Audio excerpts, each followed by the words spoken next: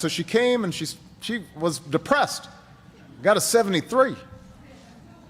And I said, well, what happened? Well, you know, the teacher, the study guide didn't match up with what was on the test. And so what's your idea here? Well, you know, I'm going to start, I've got to read the whole chapter. So before we get too depressed about the current state of our politics, let's remember our history.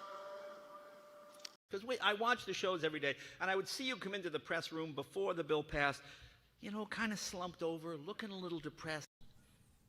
And it's depressed our friends who look to us for steady leadership.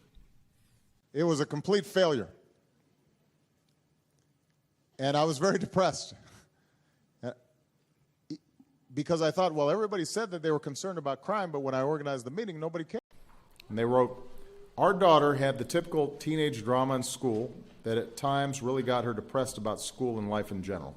And meanwhile, there are profound trends underway that have been going on for decades. Globalization, automation, that in some cases have depressed wages and made workers in a weaker position to bargain for better working conditions. And you get kind of depressed.